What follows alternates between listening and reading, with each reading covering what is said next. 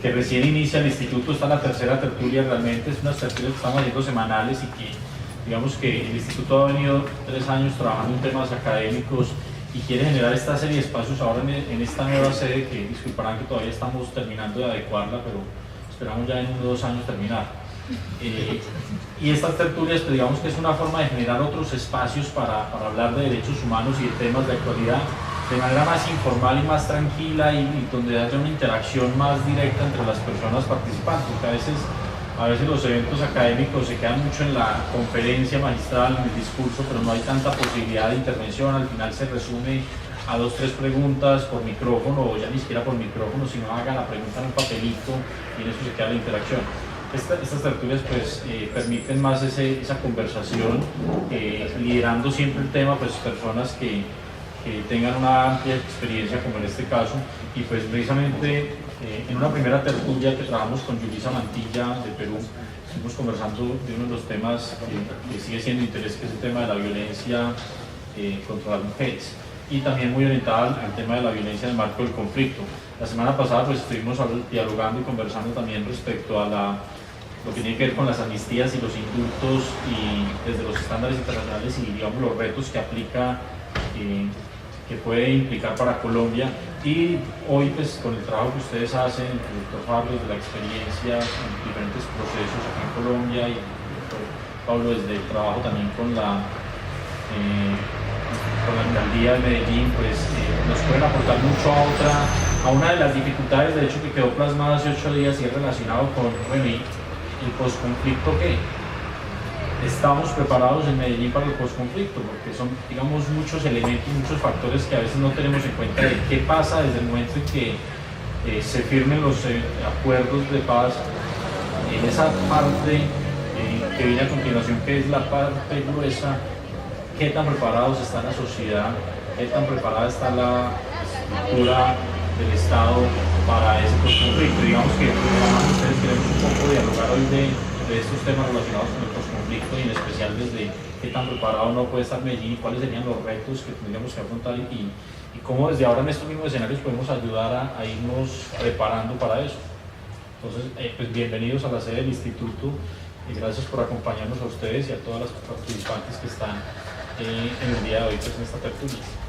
Y ya saben que quien quiera café o aromática, tenemos aquí a disposición para que nos tomemos un café hablando de derechos humanos.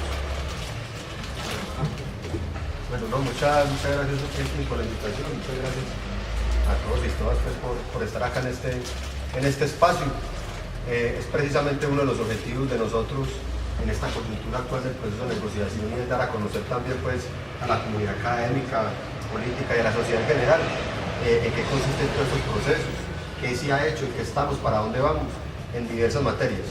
Y uno lo invitan a estos eventos y la gente cree que el posconflicto, la gente del común cree que el posconflicto atender a los desmovilizados. Ay, ¿cómo van a atender entonces ustedes los desmovilizados? Les van a dar estudio, por ahí esta semana salió, bueno, no les van a dar cárcel, pero sí les van a dar estudio. ¿Cuáles son los beneficios económicos? ¿Qué va a pasar con la justicia transicional? Pero hay que ir un poco más allá, y ese es el gran llamado, un poco más allá, mucho más allá, y hay que hacer lo que no se ha hecho en 50 años, hay que hacerlo mínimo en 10 años. El posconflicto tiene que ser mínimo en 10 años, y eso tiene que tener los elementos pues, fundamentales. El tema de la reintegración de los desmovilizados, yo creo que es un tema es uno de los temas más chuleados que se pueden venir a afrontar en un posible posconflicto. El gobierno nacional tiene casi que desde el gobierno anterior de Iván Uribe una experiencia muy grande de más de 12 años con una política pública de reintegración, que con ensayos, errores, dificultades y todos los problemas que han existido, y más en Medellín desde el año 2004 con la desmovilización a finales de 2003 del cacique Nutibara, se ha venido construyendo un modelo de acompañamiento y de reintegración a los desmovilizados de las AUC y las guerrillas. Es más, hoy en Colombia hay más desmovilizados y más personas en proceso de reintegración de lo que posiblemente puedan llegar con las FARC. En Colombia hoy se han desmovilizado 56.000 personas, casi 33.000 de las AUC y el resto de las guerrillas de las FARC y el ELN y el ERG y otras disidencias por ahí. Se han atendido más de 36.000 personas. Hay de todo, hay unos que han incumplido con el proceso, han reincidido, pero la gran mayoría le han acostado a la legalidad. Y uno de los temas fundamentales ahí es, en este tiempo que llevo yo trabajando, el gran porcentaje de ese tipo de poblaciones son instrumentos de unos intereses. En muchos de esos desmovilizados, en un gran porcentaje, se confunde la condición de víctima y de victimario. Entraron al grupo armado porque no tenían otra opción, fueron objeto de violencia de todo tipo, muchos objetos de violencia sexual, no tenían otra alternativa, fueron víctimas de las AUC, entraron a las FARC, fueron víctimas de las FARC, entraron a las AUC, la única presencia institucional, entre comillas, digámoslo así, que había en esa región era ese grupo armado y entraron, otros veían como referentes de estructuras como sucedió mucho aquí en Medellín. Entonces uno encuentra que ese tipo de población, el gran porcentaje de los desmovilizados se parecen más a nosotros, a los que estamos aquí sentados, que a los que están negociando en La Habana, o están extraditados hoy están extraditados hacia los Estados Unidos, o están aquí en el marco de justicia y paz. Entonces, haciendo como un balance de este tema, hemos hecho un resumen de lo que se tiene que fortalecer en materia de post-conflicto, no tanto de la atención de los desmovilizados, sino en general desde la sociedad. Unos dependen mucho, en un gran porcentaje, del gobierno nacional, más que de las administraciones municipales y que de los territorios. Pero tenemos tres temas muy fundamentales que son: primero, el fortalecimiento institucional, con ciudadanía, Estado y equidad. Hay que fortalecer los movimientos sociales, hay que fortalecer la participación, fortalecer los movimientos de todo tipo, para que pueda haber una verdadera democracia, fortalecer las tecnocracias locales. En Colombia hay tres países distintos. Está un país rural, digámoslo así, de pequeñas poblaciones, otro país de ciudades, de poblaciones intermedias y los grandes centros urbanos. Y cada uno tiene sus connotaciones. En todas esas connotaciones hay que, por ejemplo, fortalecer la tecnocracia local. Eso es fundamental en un escenario de post-conflicto, incluidos los grandes centros urbanos. Eso es increíble, pero uno va y habla con un secretario de gobierno, con un secretario de planeación, con alguien de una administración municipal que tiene pues una mediana responsabilidad política y administrativa, y no saben pues, ni hablar, no saben qué es un plan de desarrollo, tienen grandes dificultades para sacar adelante pues, una administración municipal, y eso es fundamental. Entonces uno habla de esto y las personas que promueven los derechos humanos, como los que estamos aquí sentados, las personas que vienen de centros, etcétera, dicen, sí, hay que hacer inversión social. Y usted le presenta esto a los de la derecha y dice, no, hay que hacer es autoridad, pero entonces también hay que hacer autoridad. Hay que garantizar la presencia en el territorio. Eso después aquí ahorita nos va a hablar más sobre eso. ¿Qué pasó con las AUC y qué ha pasado con las otras desmovilizaciones? El Estado no ha sido capaz de hacer un copamiento institucional de ese territorio, ni siquiera con la fuerza. Entonces, ¿quién llega? Ese vacío nunca ha existido, ese vacío siempre ha sido llenado por alguien. Antes estuvieron las guerrillas, después las AUC, ahora volvieron las BACRIM. ¿Qué va a pasar? Entonces tiene que haber un verdadero copamiento institucional en esos territorios para que pueda haber un verdadero escenario de posconflicto y poder garantizar valga la redundancia, poder darle sostenibilidad a la no repetición de los actos violentos, tanto de los desmovilizados como de las posibles estructuras que se den de este tipo. Porque a nivel internacional las guerras siempre han sido financiadas o con recursos naturales o con recursos de extracción o con actividades ilegales. Eso no es solo aquí en Colombia.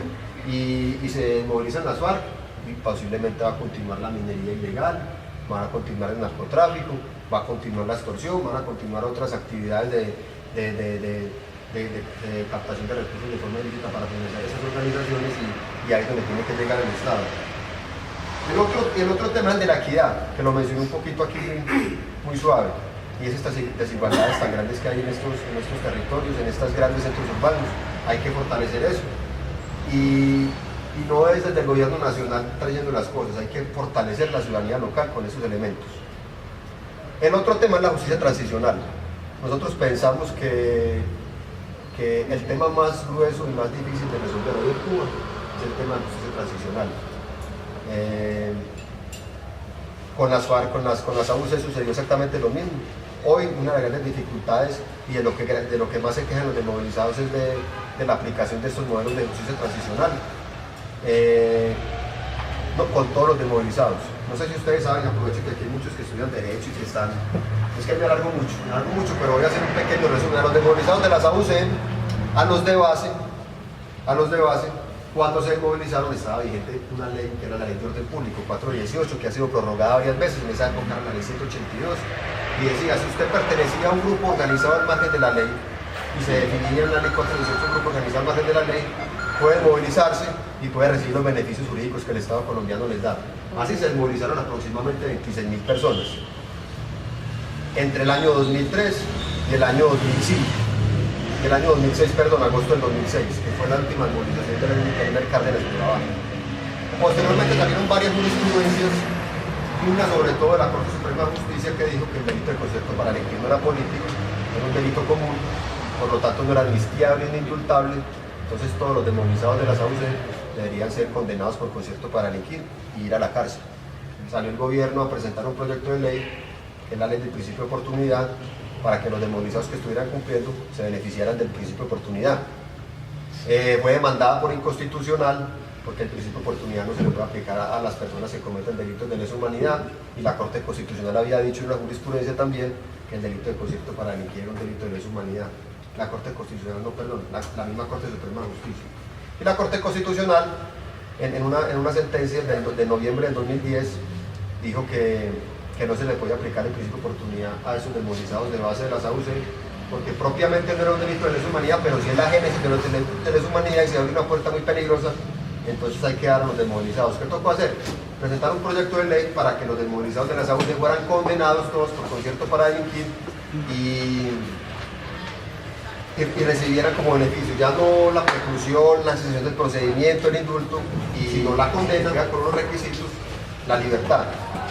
Con los que están postulados a la ley de justicia y paz, lo mismo. Hoy, de 170 que se esperaban que salieran postulados a justicia y paz, que ya cumplieron 8 años en la cárcel, han salido 12.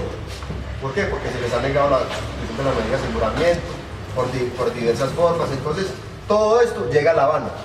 Todo esto llega a La Habana, todo esto llega a conocimiento de estas personas. Hay un gran avance con la aprobación del marco jurídico para la paz. Es un paso fundamental que haya sido declarado constitucional, pero ese tema de justicia transicional es fundamental para que exista un buen conflicto, un marco jurídico coherente, unas reglas de juego claras, es decir, una estabilidad jurídica para ellos, porque nadie se va a movilizar para irse 60 años para la cárcel, pero las víctimas también, y la comunidad tampoco va a permitir pues una impunidad total. Entonces ese equilibrio entre verdad, justicia, reparación, garantía de no repetición, es fundamental. Casi siempre el bien jurídico más sacrificado en estos procesos de paz, ¿cuál es? La justicia. La justicia es el bien jurídico más sacrificado. Los de derechos dicen justicia, justicia, justicia, pero cuando se movilizaron las aguas, entonces no se trata de derecha, izquierda, centro, no. Es un equilibrio, porque realmente la reparación en todos los procesos de paz no la terminan haciendo los grupos organizados al margen de la ley que se movilizaron, de los desmovilizados, sino el Estado en general, y para eso está la ley 1448, que está evolucionando mucho. El otro tema son las bandas criminales, que ya aquí usted de pronto lo desarrolla un poco más. Es un tema complejo, porque no hay marco jurídico para ellos. Hoy lo único existente para las bandas criminales es el sometimiento a la justicia, y todos sabemos cómo funciona aquí la rama judicial. Entonces es complejo en un escenario de un proceso de negociación y de un escenario de posconflicto, todavía con unas estructuras tan poderosas que algunos dicen que hoy son más poderosas las bandas criminales, el clan o lo que sea, que las mismas FARC, en materia militar, económica y de controles territoriales. Entonces es un complejo, hay que llamar la atención en ese tema. Yo dejo ahí, ahorita pues vamos hablando ahí sobre el tema. Bueno, gracias Elkin, y muchas gracias a todos ustedes por esta invitación y esta participación. Gracias a Pablo por acompañarnos en esta tertulia. A ver, deben 2 minutos para plantear una opinión sobre lo que está pasando hoy con el proceso de La Habana, a partir de esta acción militar que desarrolla la FARC contra un contingente de soldados en el Cauca, que de hecho pues, está conmoviendo el proceso y que afortunadamente viene siendo analizado con mucho matiz. Por ejemplo, ustedes ponen ya la posición pues, del procurador, han estado en día con el proceso de paz, y la fragilidad que implica hacer una tregua unilateral. Si las treguas incluso bilaterales a veces tienen dificultades, más la tiene una tregua unilateral, en este caso como la que ha declarado la paz. No hay treguas ni unilaterales ni bilaterales que sean perfectas. Incluso quiero recordarles algo. Cuando se dio el proceso de paz con el M-19, yendo para Corinto a campamentarse el M-19, Pizarro fue herido. Y la compañera de Laura. Y nos dañó el proceso. En el proceso con el EPL hubo algunos problemas en los campamentos, en 1990-91. Y tampoco eso dañó el proceso. Y hubo muertos. Y así ha sucedido con varios procesos. En el de la corriente de renovación socialista, una disidencia del ELN, fueron asesinados en Urabá 2 negociadores de la corriente. Y eso logró salir adelante. Ahora hay una situación pues bastante compleja. Bueno, después de la movilización que mataron a Carlos Castaño. Ahora hay una situación bien compleja, muy compleja por varias razones. Compleja porque el operativo militar no está claro. No se ha contado la realidad del operativo militar. Y yo creo que para bien del proceso, la FARC debe salir a decir la verdad del operativo. Eso no tiene ningún problema. Y incluso a reconocer si hubo fallas y errores de alguna estructura, porque vale decir que no está garantizado plenamente que en un proceso de negociación todas las estructuras van a estar pues como todas en una sola línea. Hay a veces problemas de comunicación, hay veces problemas de interpretación, más en este frente donde se dio los hechos en el Cauca, que los 3 principales dirigentes de ese frente están en Cuba, entonces lo están alrededor de manejando los mandos medios, o mandos de algún nivel nacional, pero que no tienen la incidencia que tienen los 3 que están en Cuba de ese frente. Pero también hay otros detalles que es bueno aclarar para bien del proceso, porque los diálogos van a continuar. La importancia del nivel en que está el proceso es que soporta esto como soportó lo del general, lo del secuestro general. Y yo creo que eso va a seguir. A uno lo que le preocupa es que los manejos que se dan conduzcan a restarle credibilidad al proceso, mucha credibilidad al proceso. Y por eso es bueno que en este periodo de tiempo, parte de una columna que yo tengo para el tiempo y el mundo, voy a escribir sobre eso, donde llame a que se exija claridad por parte de la FARC y también de parte del gobierno, porque si no van a empezar a obrar mucho las mentes calenturientas.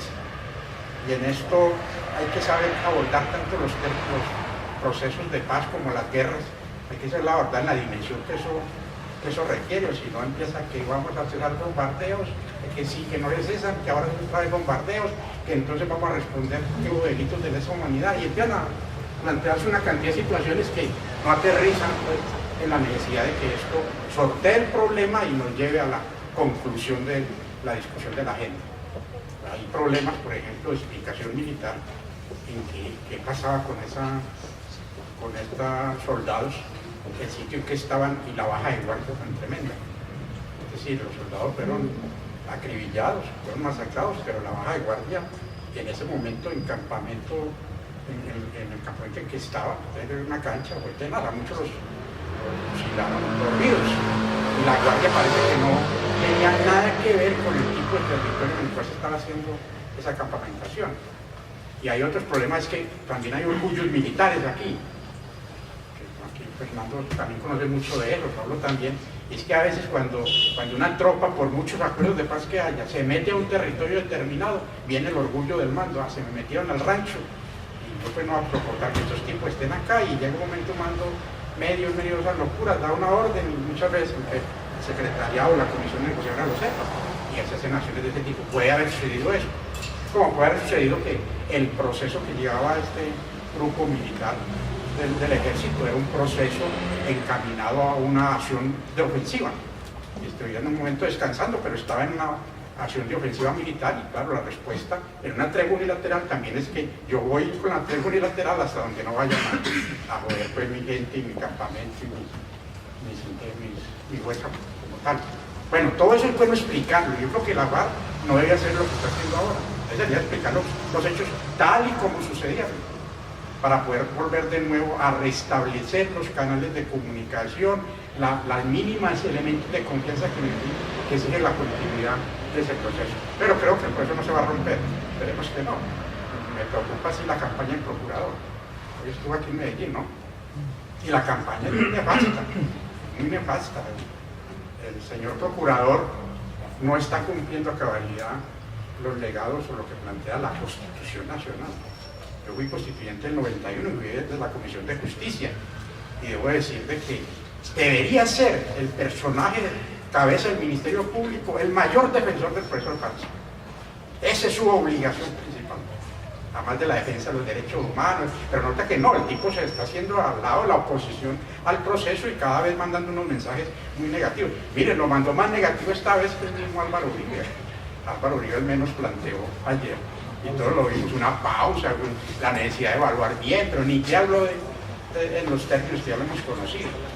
Entonces me preocupa es eso, los mensajes que pueden dar, si de La Habana como tal, y en particular la gente de la FARC no envía un mensaje aclaratorio, asumiendo responsabilidades de lo que ha pasado y planteando la necesidad pues incluso de agilizar algunos temas, incluso el tema del terminado, el tema de la entrega de los menores de edad y el tema de que lleve a la posibilidad que en la discusión de los últimos puntos se hable de escalamiento mayor del conflicto y como tal de la posibilidad de cese a fuego bilateral para culminar el proceso, que es lo que lleve a... Bueno, entrando en tema ya, porque apenas voy a entrar en pausa, verdad que me perdonás, pero de pronto me voy a ir más al rojito, que bueno, va a culminar ligero.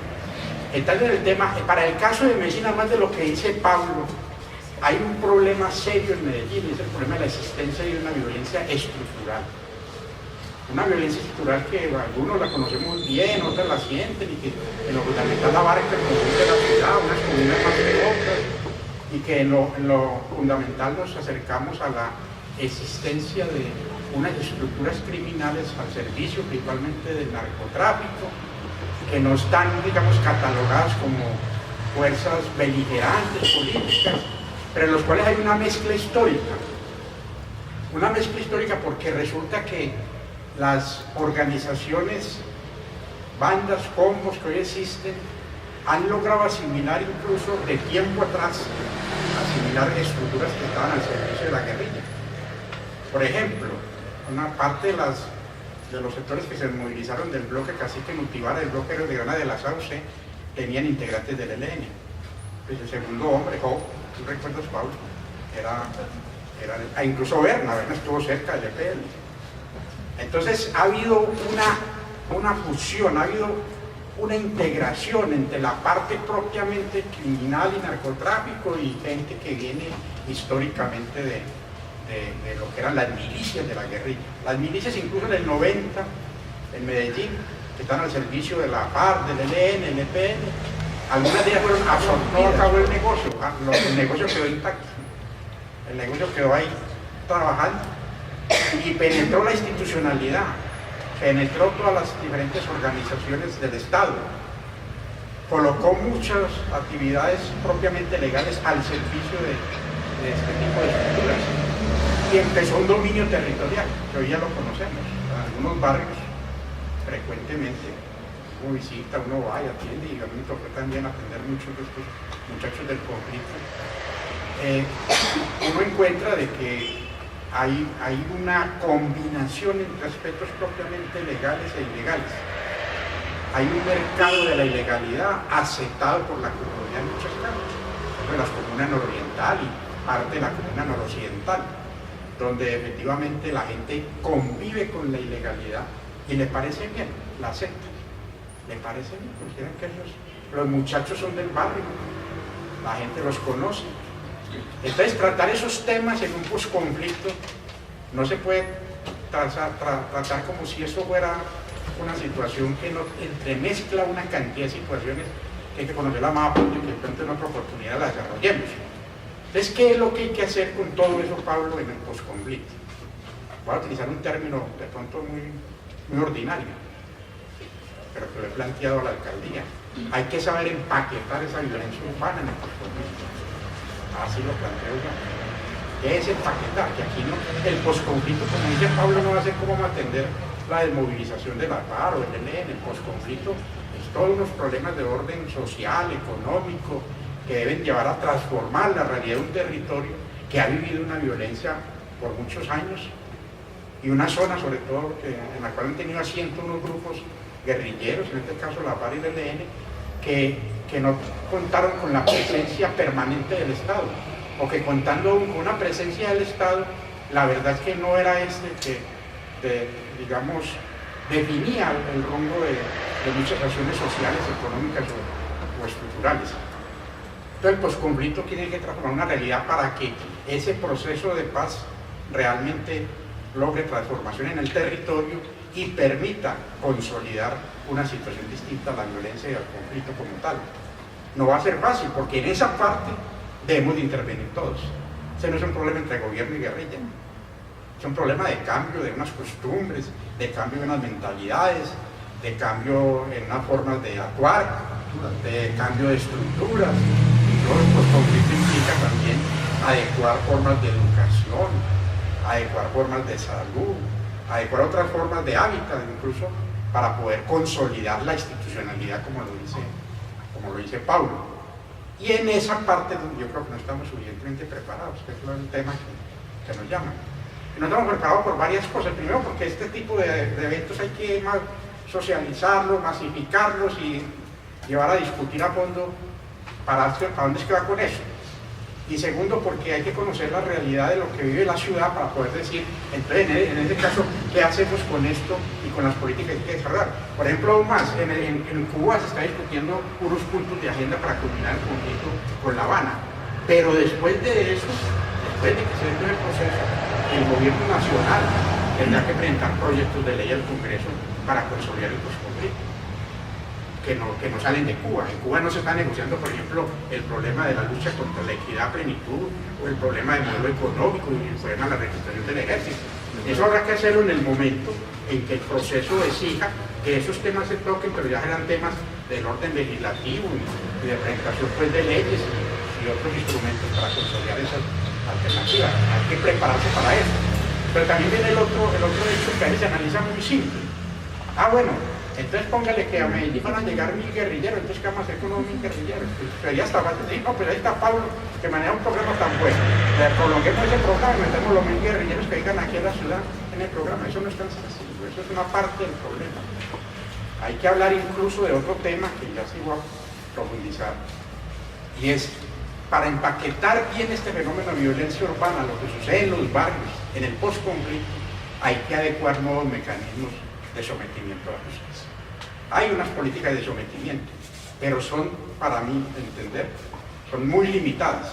Con los combos y bandas no se negocia la paz, no se hacen acuerdos de paz, porque está claro, a partir de compromisos y parámetros internacionales, que quien se le da el carácter de fuerza beligerante y política es a quien se levanta contra el Estado, en particular la guerrilla. Este tipo de organizaciones no, pero también en el posconflicto hay que abrir posibilidades para que incluso la desmovilización de una fuerza guerrillera nos lleve a que nos pase lo que sucedió en Centroamérica.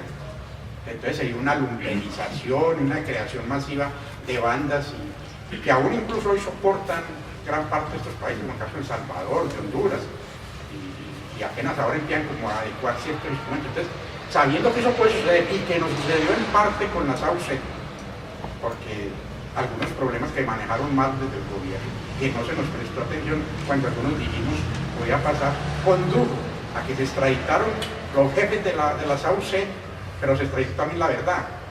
Las víctimas no han podido ser reparadas a plenitud, y fuera de eso hubo un problema serio, quedaron los mandos medios, que son en última los que manejan la tropa de base, y entre esos mandos medios se fueron para las bandas y combos. La gran mayoría de los que manejan las bandas, combos o Odín de Medellín son desmovilizados, o era gente que hizo parte de las AUC.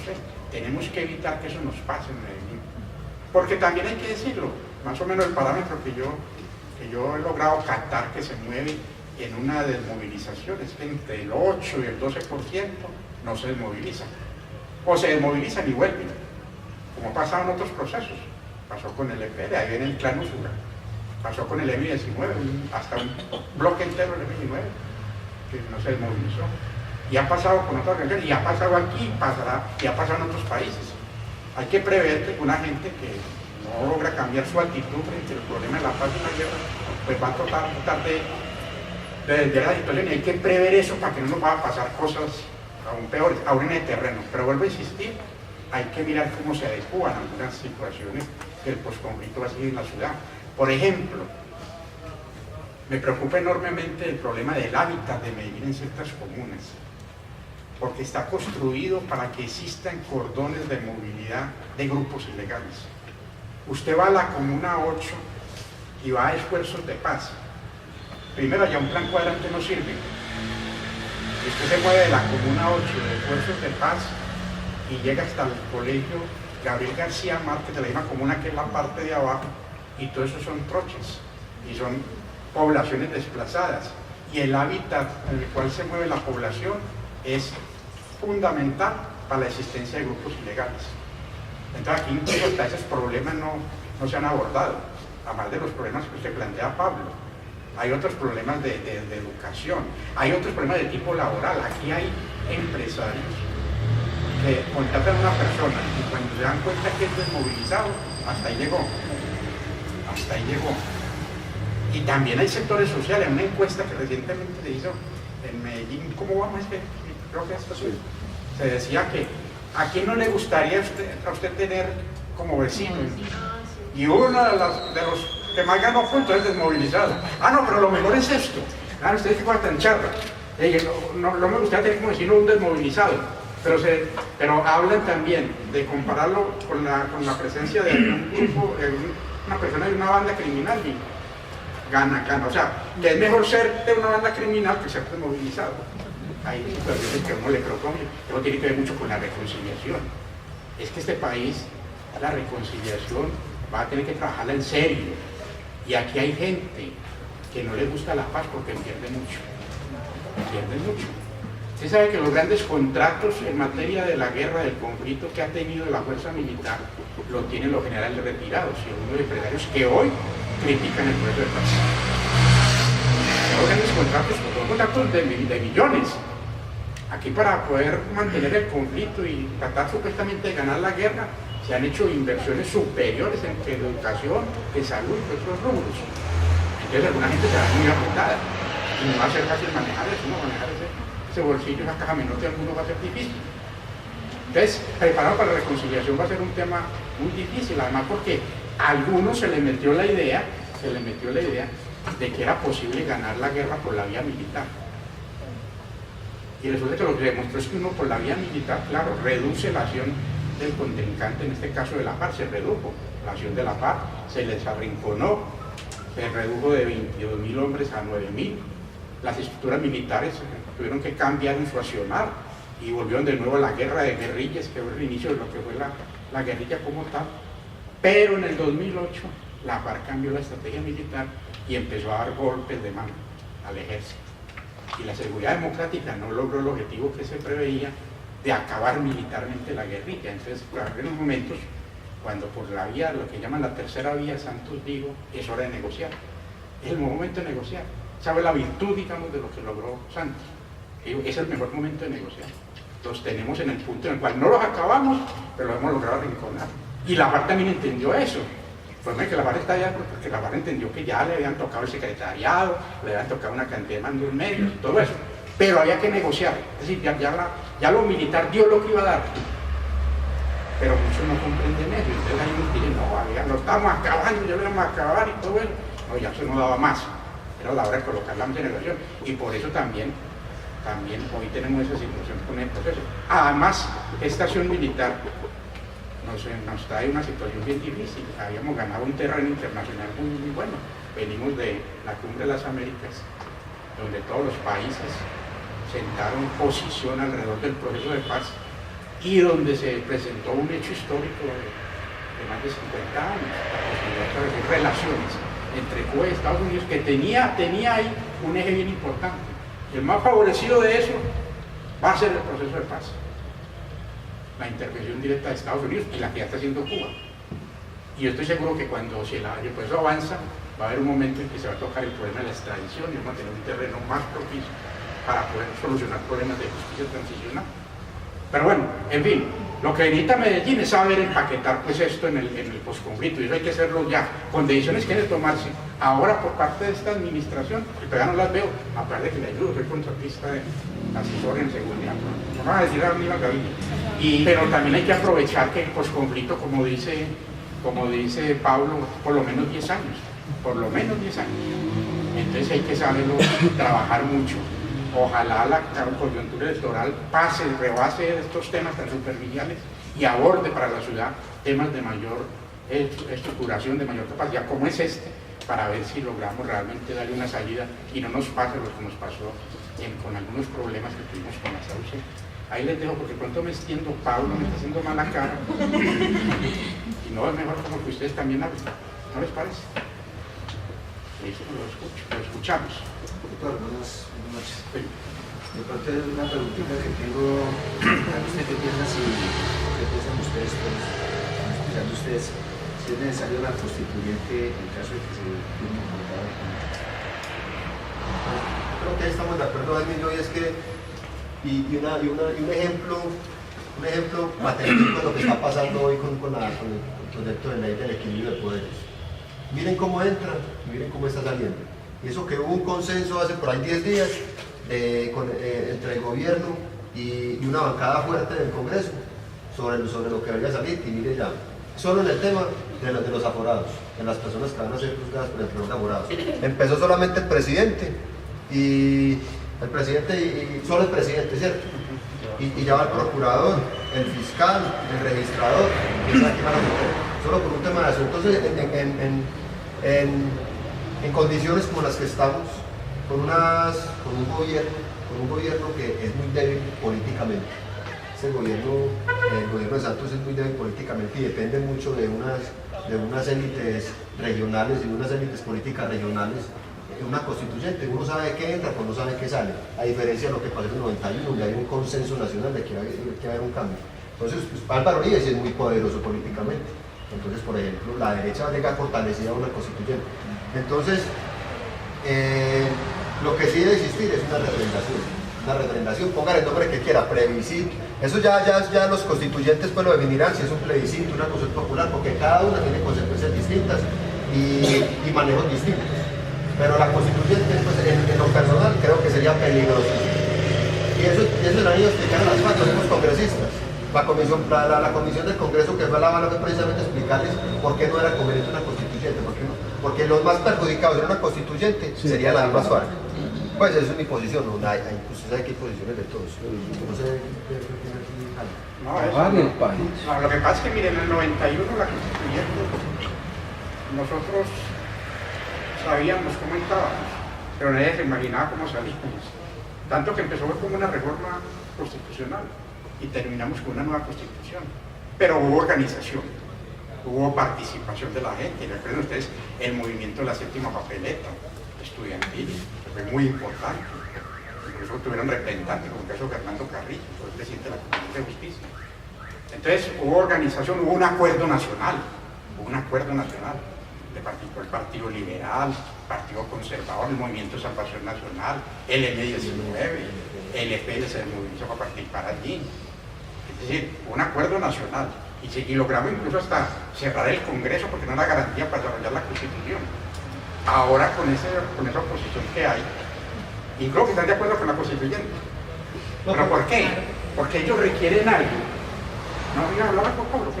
No, ellos, por lo que le hablaba del tema de la justicia transicional, ellos creen que con una constituyente se van a blindar, se van a blindar políticamente. Y otro tema que a complementar, ellos, por ejemplo, hay propuestas, por ejemplo, del Centro Democrático que hablan de crear un pequeño congreso, un congresito para que legisle en materia de justicia transicional exclusivamente. Que son como cosas más coherentes. Exactamente, lo que pasa es que el peligro que hay con eso es que no solamente se trabaja en la constituyente para refrendar los acuerdos. Lo que hay que hacer con los acuerdos que se celebran es refrendarlos, llevarlos a que la gente los estudie, los socialice, los analice y haya un escenario de votación. ¿Cómo se llame? Plebiscito, referéndum, consulta popular, eso ya lo definiremos. Pero es únicamente refrendar los acuerdos. Porque ¿qué es el peligro de la constituyente? Que le pueden meter muchos temas en el proceso. Y lo que uno nota es que el caso de Uribe quiere una constituyente para dos casos centrales, la justicia, porque quieren blindarse con ese partido. Ya ven que vaya a tocar unos 12 ministros de Uribe. Tres. Y aquí hay un problema que ustedes deben de conocer bien. La Corte Penal Internacional es subsidiaria de la justicia y no se mete con la justicia de un país si ésta no cumple con su papel. Y aquí hay delitos de lesa humanidad que de pronto lo estamos hablando, pero de pronto algunos pueden ser abordados por la Corte Penal Internacional. Entonces eso es lo que se está tratando de evitar. Y ayer Guido decía, bueno, ya ahora hay que pasar al principal responsable. Entonces ya eso empieza como a tener ciertas situaciones. Pero además de eso está lo otro, el problema de la reelección, que nos agotó tanto el equilibrio de poderes. Voy a explicarlo. En la Constitución del 91, lo que hicimos los constituyentes, es decir, que no coincidiera el periodo presidencial con la elección de los órganos de control. Cuando coincide ese periodo electoral de elección del presidente con la elección de los órganos de control, es cuando se acaba el equilibrio y entonces el Ejecutivo empieza a dominar las demás ramas de poder. Pero cuando usted ven la intervención tan tremenda que hay ahora del presidente de la República en la elección y la definición de los órganos que lo controlan. Y eso lleva a que efectivamente se pierda el equilibrio de poderes. Entonces, aquí no se ha perdido por parte de un sector la posibilidad de volver a trabajar esa figura. Y esa figura es muy nociva. Eso se discutió ampliamente en la Constituyente. Porque efectivamente no es porque se pueda cambiar el periodo presidencial, lo que no puede es afectar las demás ramas de poder. Y eso se afectó ahora. Entonces, ese es el peligro de lo que plantea el Constituyente. Lo mejor en el acuerdo de La Habana es definan la agenda, que la gente conozca, hacer socialización, difusión masiva de los contenidos del acuerdo, hacer eventos en todas las ciudades, promover ampliamente esos acuerdos y que la gente vaya y diga si está de acuerdo o no con esos puntos.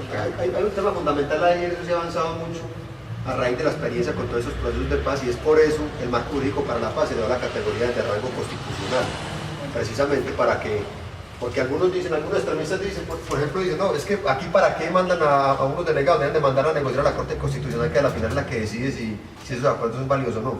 Pero ese marco jurídico para la paz, elevado a la categoría constitucional, va a permitir que unas leyes ordinarias que van a reglamentar esos acuerdos de paz y van a validar lo que se hace, pues puedan ser constitucionales.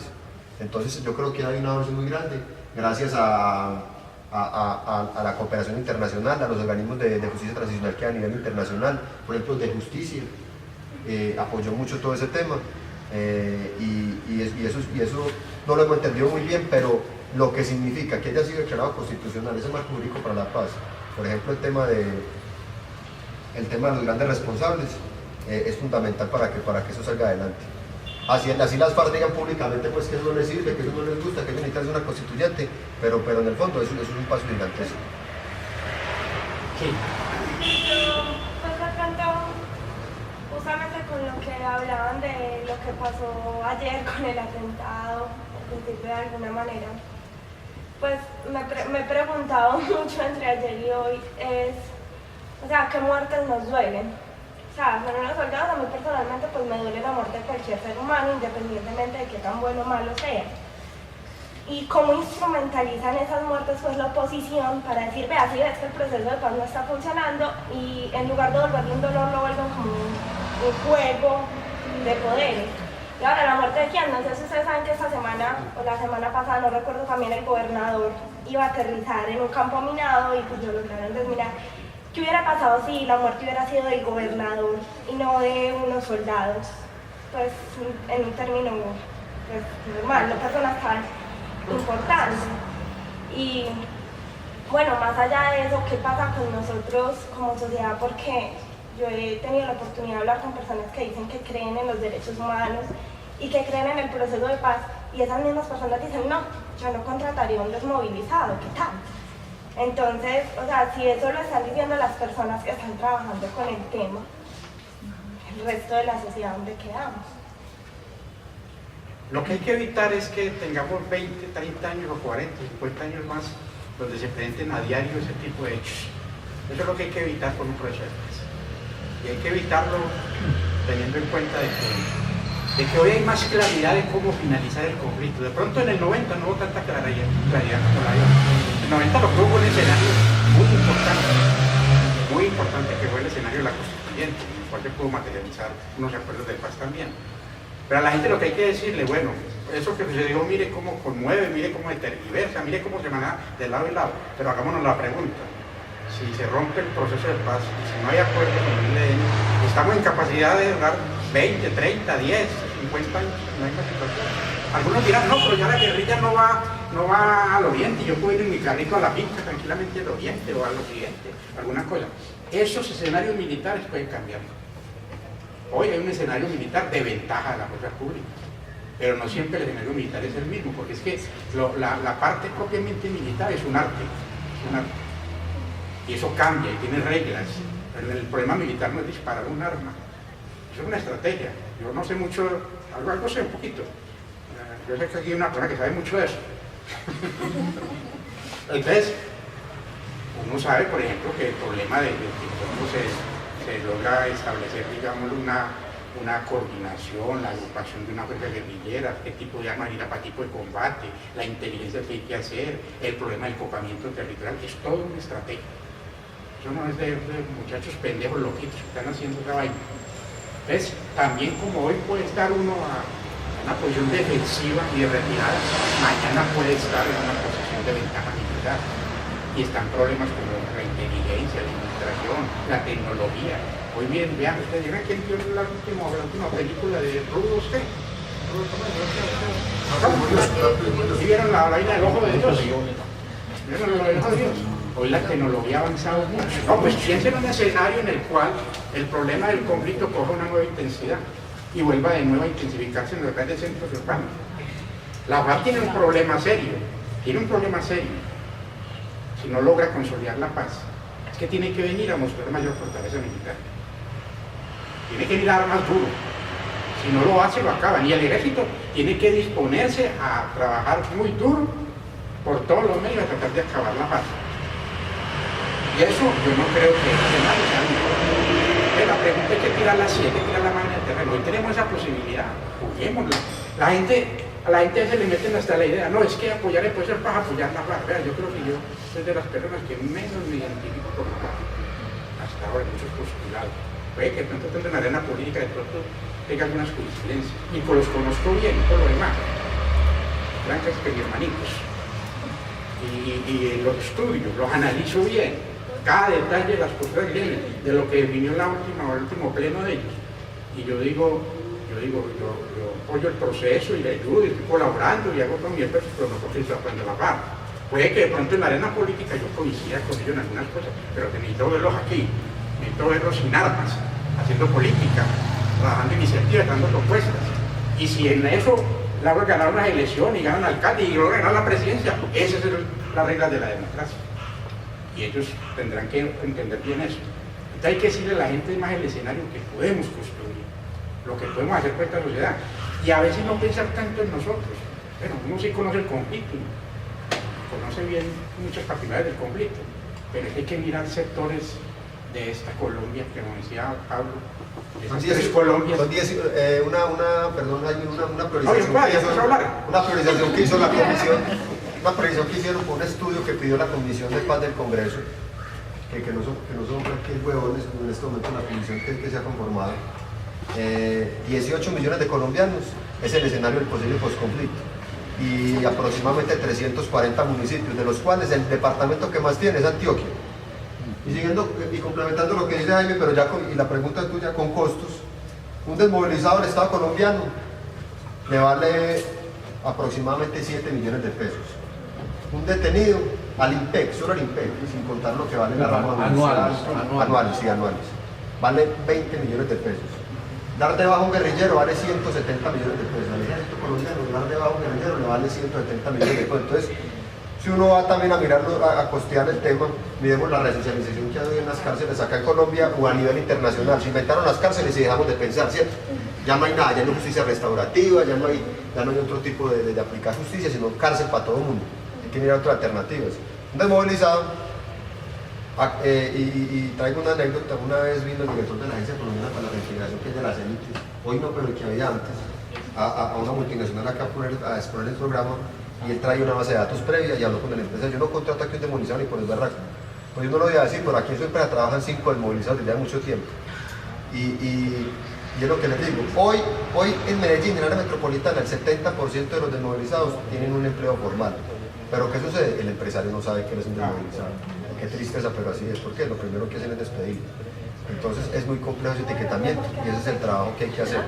es el trabajo grande que hay que no hacer. es mejor que no sepan, o sea, me explico, si se supone que no tienen intención de cambiar, entonces de alguna manera, y si el hecho de llevar en la frente soy desmovilizado les va a impedir acceder a ese mundo. O sea, yo creo pues, personalmente y desde mi familia pues que hay 2 restaurantes, no sé mi papá, pero al menos mi mamá, preferiríamos contratar, digamos, a una persona desmovilizada. Le mando un muchacho, un chef, que No, pero el punto es, ¿sabe cocinar?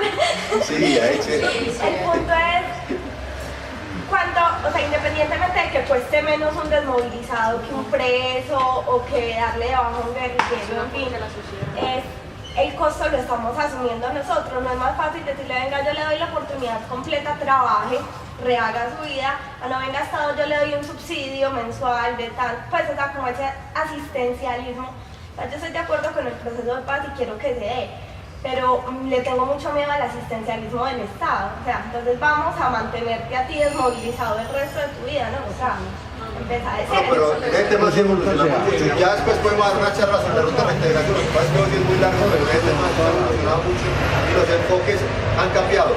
Ha habido enfoques territoriales, es más, hasta hace 3 años el enfoque para atender un desmovilizado era desde la criminología. Todos son criminales, hay que contratar psicólogos clínicos para que atiendan a estos muchachos porque todos son los criminales. Hoy es una ruta multidimensional que no nos lo inventamos, eso viene del programa de las Naciones Unidas para el Desarrollo del PNUD, donde se atienden con 9 dimensiones y el existencialismo no existe. Si usted no hace nada, el Estado no le da nada tampoco y se va para la cárcel porque pierde los beneficios jurídicos y sociales también. Entonces eso ya, en eso se ha aprendido mucho. Pero le digo yo, y sobre todo Medellín. Lo menos difícil, aunque es muy difícil, que es atender a los desmovilizados. No estamos diciendo ni quitando el problema, ni que va a ser y esto van a salir adelante, no. Pero lo menos difícil en un escenario post-conflicto, en una ciudad, en un contexto como el nuestro, va a ser atender a los desmovilizados. Hay otros temas más complejos. Sí, Ella pidió la palabra primero, después allí, después allí. Si quieren lo vemos en rato, después, ok. Porque no, se de uno a uno a las 2 de la mañana, aquí no hay comida. Bueno, yo pienso que el posconflicto, pues a mi manera de ver, yo creo que deberíamos como no solamente pensar en qué vamos a hacer con los desmovilizados, pues cuando se firme el acuerdo de paz es que lo llegamos a tener, sino que también hay que mirar la sociedad, cómo vamos a hacerla, qué sociedad le vamos a mostrar que sea atractiva, porque si nosotros nos ponemos a los inicios de estos grupos, sobre todo de la guerrilla, pues cuál era su intención o cuál era su motivación, su filosofía desde el principio era luchar en contra de la desigualdad. Y ahorita, ¿qué le vamos a mostrar en frente a eso si todavía seguimos siendo una sociedad desigual, donde cada vez hay más pobres, hay menos gente, pues hay menos posibilidades, digámoslo así, tanto a nivel de una cosa tan básica como salud, empleo? Entonces, pues, ¿qué tan motivante será para ellos llegar a una sociedad que está descompuesta? Gracias, buenas noches. Yo recuerdo leyendo una sentencia del Consejo de Estado, hubo un proceso también de paz, de desmovilización en los años 40 en cierta región de Colombia, y recuerdo que el gobierno autorizó a estas personas que se desmovilizaron a que se llevaran una res, una vaca, cada quien se la podía llevar, y se conoce ese proceso en virtud de esa sentencia es porque los dueños de las reses entraron a reclamarle al Estado porque se las habían llevado y no eran del Estado, eran de ellos. Entonces en ese momento se vendió la idea de que había paz y que todos íbamos a vivir sin ningún problema. Después se viene otro proceso, N19, y se vendía la imagen de que había paz y salían las personas con las manitos pintadas con la bandera de Colombia y hay paz, ahora sí vamos a vivir en paz. Después se viene el EPL, después se vienen los gaitanistas, se viene la SAUC, hoy en día estamos hablando de las FARC, no se sabe si al fin vamos a estar con el ELN o no. Entonces, más adelante recuerdo que una vez le hicieron una entrevista a este señor Popeye, lugarteniente de Pablo Escobar, y decía, más adelante va a ser la banda de mi tía Pepita, pues no se sabe. Entonces, de pronto en conexión con la pregunta, con la intervención de la compañera, es preguntarle a los señores conferencistas si en algún momento nosotros como nación colombiana estamos preparados más que para el posconflicto, si en algún momento vamos a estar preparados o no para que de verdad vivamos en paz. Gracias. Por aquí, sí. Bueno, buenas noches. Me interesó de cierta manera, digamos, el tema de actualidad, ¿cierto? Como parte de esta situación real, ¿sí? Soy víctima de mina antipersonal, donde está en el 2008 a causa de una terror explosivo, ¿cierto? En el Caquetá. Si de lo que quiero dar claro es que sin satanizar el momento de paz, que inclusive desde la fuerza militar, muchas de las personas con las que yo trabajé, siempre ha sido el anhelo fundamental desde cada ser como colombiano, ¿cierto? Entonces, en ese sentido es, digamos, mirar más allá del simple hecho de un conflicto de dos fuerzas beligerantes, la guerrilla desde la legitimidad y el gobierno o el ejército como desde lo constitucional. Pero también es importante mirar a ese ser humano que tiene un camuflado, que tiene unas botas y que porta un que se alza pues en armas, dependiendo pues un motivo, cualquiera que sea, ¿sí? Porque es rentable por una situación laboral, porque viene de una descendencia de familiares que han estado en el ejército, como sea. El hecho de no satanizar, digamos, la paz es porque yo siempre he sido y he promulgado donde yo quería 3 veces, yo fui comandante, de que un guerrillero se desmovilizara a tener yo que matar a otro colombiano, a otro ser humano, ¿sí? Entonces, con toda esta situación del conflicto y el proceso de paz, el fin último de muchos de los que estamos dentro de o que estuvimos en las fuerzas militares era el hecho de que existiera paz y que no tuviésemos que ir a matarnos entre colombianos en las montañas, ¿sí? A razón de una situación que no tiene ningún tipo de situación en particular. Que si bien hay unos intereses políticos muy fuertes, netamente de poder, ¿sí? Eso lo tenemos muy claro, y es el hecho de que hoy en día se esté viviendo lo que se está viviendo, porque tanto para la guerrilla como para el gobierno es muy rentable la guerra. Si lo pongo ahorita el doctor Jaime y Pablo lo comentaban, era el hecho de que si hay una contraposición, digamos, al proceso de paz es de esos imaginarios, y teniendo en cuenta que el colombiano es muy emocional, ¿sí? El colombiano es visceral, completamente visceral, y el simple hecho de ser tan visceral, tan emocional, partimos de eso que nos mueve, ¿cierto? Dentro de todas las propuestas tan significativas y que tienen que tener en cuenta para todo el cuento del posconflicto, no solamente en Medellín, sino a nivel nacional, es el hecho de que también miremos esa posición, esa apuesta, apostarle, digamos, a cambiar utilizar eso que es netamente cultural, histórico, que viene arraigado en cada uno de nosotros, es mirar cómo utilizarlo para fomentar y generar cambios. Yo creo que es lo más significativo, digamos, en todo el momento de planificar, digamos, todo el puente del posconflicto, ¿sí? Teniendo en cuenta cada una de las cosas que la respeto y estoy de acuerdo. En situaciones de guerra, que yo los viví constantemente, ¿sí? Durante 8 años allá en el monte, 6 años posteriormente, digamos, ya en una oficina, con mi situación, se viven realidades completamente diferentes. Es distinto, digamos, yo estar acá en este momento, como estamos todos nosotros, al estar en el monte, digamos, en unas condiciones precarias, sí, en fin.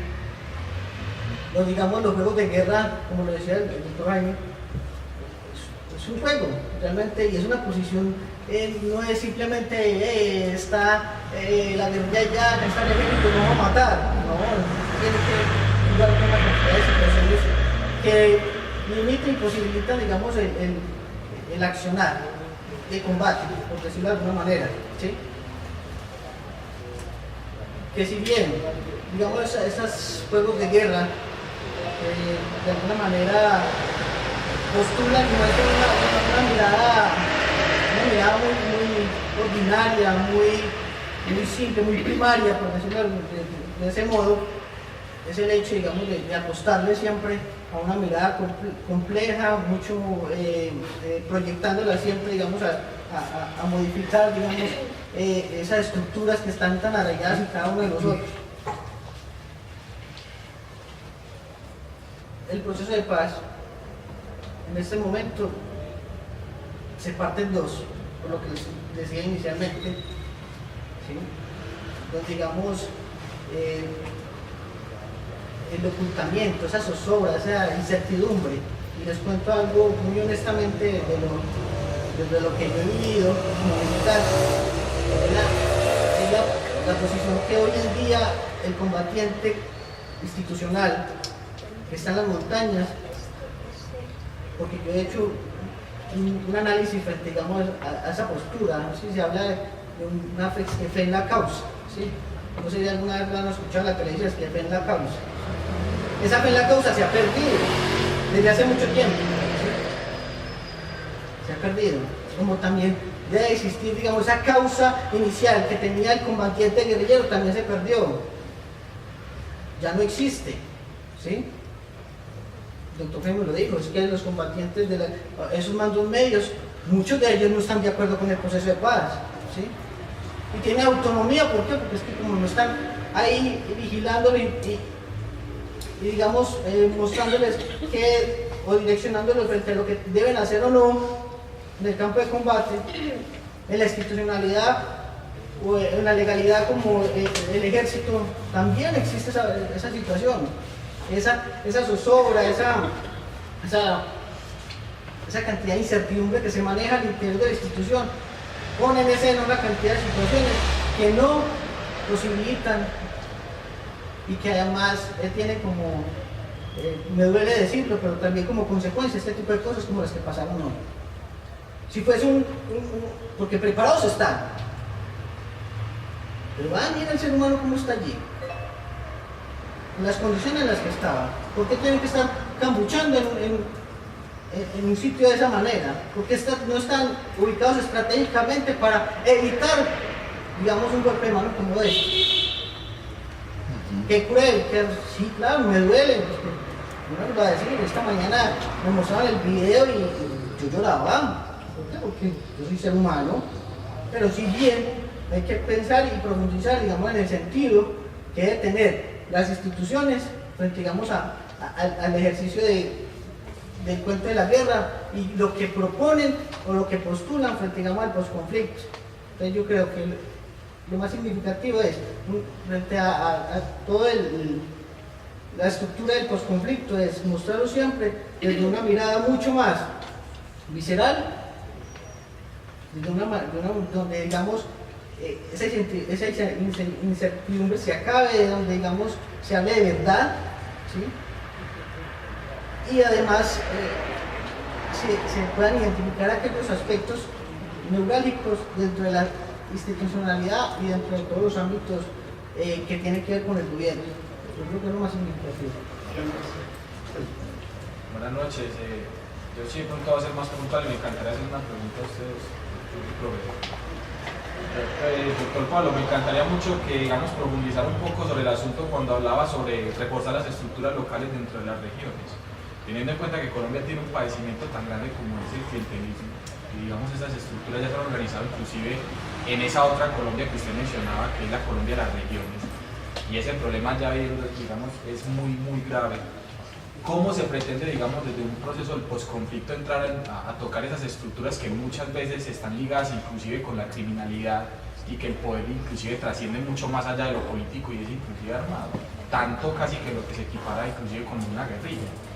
Lo segundo es, digamos, también lo que mencionó respecto a los procesos de movilización.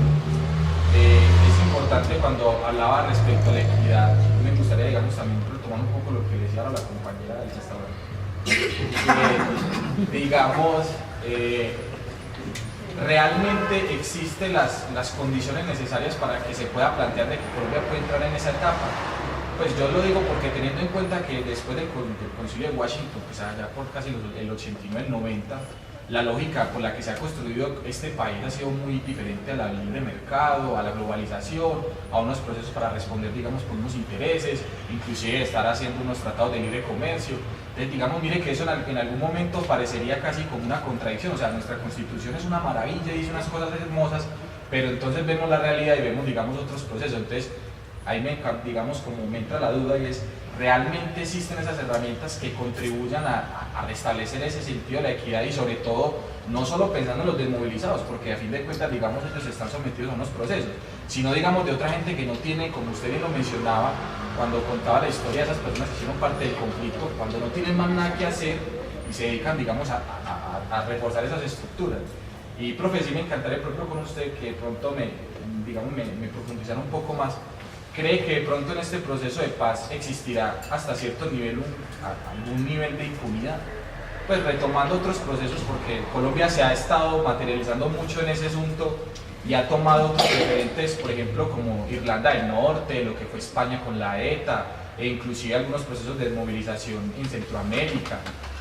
Realmente, a fin de cuentas, por mucha justicia transicional, por muchos otros procesos jurídicos que se puedan brindar, realmente a consideración suya puede que exista en algún momento cierto sentido de impunidad, porque si no, yo no creo que ellos van a tomar, pues digamos, una posición muy personal, no van a tomar la libertad para decir, voy a dejar los privilegios, entre comillas, de ser el actor político a ser el actor en la cárcel, que ya no equivale a absolutamente nada.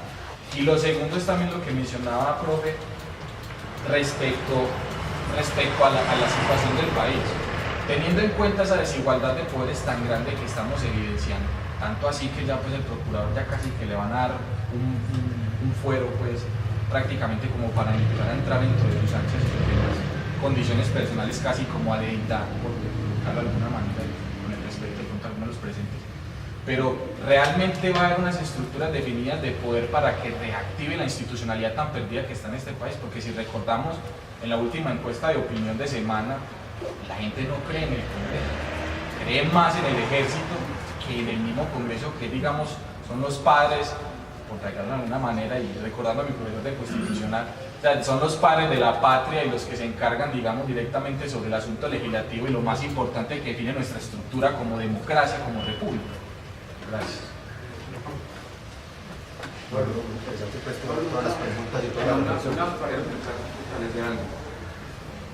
Hay un consenso entre ustedes dos de que en la ciudad de Medellín los grupos al margen de la ley no tienen hoy ni afinidad ni identificación con el proceso de La Habana. Es decir, digamos que sus miembros históricamente han pertenecido a movimientos de izquierda, pero que ya son absolutamente independientes. Es decir, las bandas criminales en las comunas, en los barrios, no se identifican con el proceso de paz. Y si hoy han hablado de que la inserción o ese personal lo que hará es traer individuos a fortalecer la banda criminal, ¿puede haber un consenso hoy en afirmar que el posconflicto, el primer efecto colateral en la ciudad de Medellín y en sus comunas será el recrudecimiento de la violencia del grupo al margen de la ley? Porque se van a fortalecer.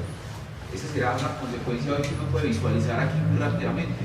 Si el posconflicto se da y se firma la paz, eso es lo que va a traer en las ciudades como Medellín. Y hay una cantidad de gente de apoyo internacional ayudando a construir eso.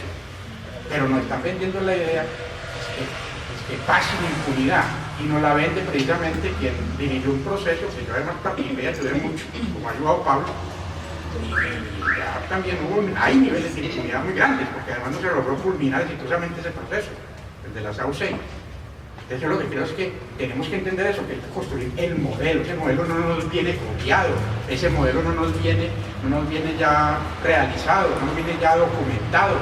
Ese modelo tenemos que construirlo. Lo que hay son unos parámetros en los cuales debe construir ese modelo.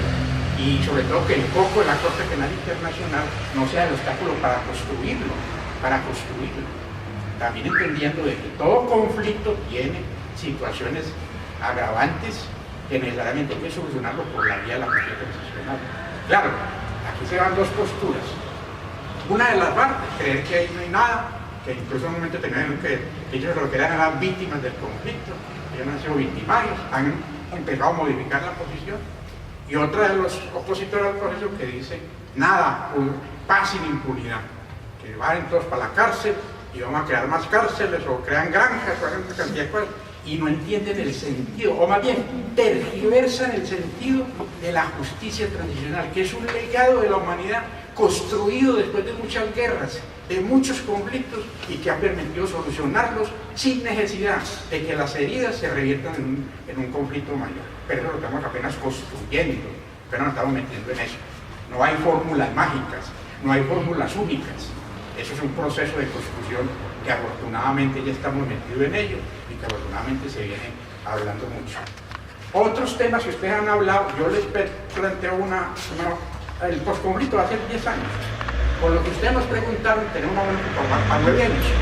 Entonces vamos haciendo otros eventos, ¿les parece? Y nos da tiempo para preparar la comida, ¿no? Exactamente, eso estuvo bueno, porque la otra sí va a ser mejor.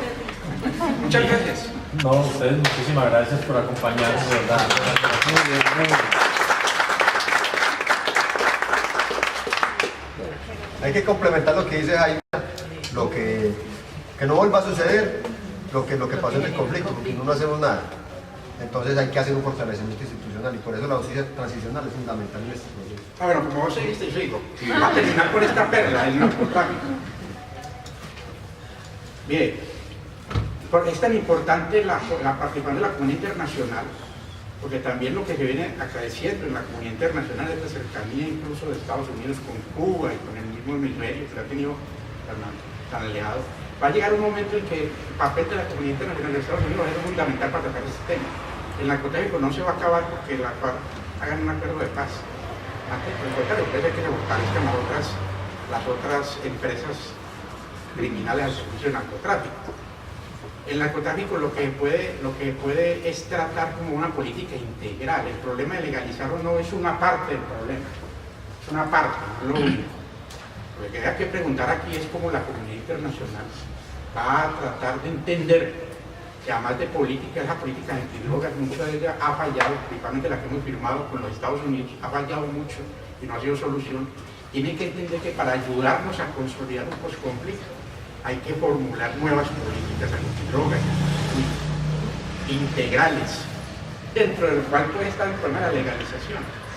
Aquí se dice, hay otro elemento que hay que combatir mucho, es que la legalización lo que ha hecho es inundar esto de consumidores. Mire, no hay necesidad de legalizar para que la gente consuma drogas. No hay necesidad incluso de ilegalizar también, de penalizar para que la gente consuma drogas. Eso pasa como cuando uno no acepta la diversidad sexual. Un tema de salud pública. Yo recuerdo cuando yo era pequeñito, pero hace muchos años, cuando existía la República de Nueva Granada. Hace muchos años, la familia escondía a los homosexuales. Y los hijos llamaban que hijos que natural, ¿cómo se llamaban? El hijo natural. El hijo, pero le decían como el hijo está muy feo, hombre. Yo recuerdo en la escuela de Santo Tomás de Aquino, ya no existe. Sí existe. Existe la fachada. Allá sí existe. Bueno, en esa escuela, en una parte de las filas donde uno se sentaba, estaban los hijos naturales. Para en la época de 1960, o sea que yo estoy en el sexto piso, pues, para que se rompa y no pueden asomar 60. Y eso, todo eso ha ido cambiando. La sociedad empezaba a asimilar como cosas que necesitamos cambiar para la reconciliación. La vaina esa es la creencia religiosa. Y yo recuerdo cuando en la Constitución abordamos el problema de la libertad de cultos. Entonces mi papá se murió en esos días y yo fui a una misa después de que terminamos la constituyente. Soy tan de malas que el cura me conocía y sabía que yo era constituyente y empezó a tirar en esa misa.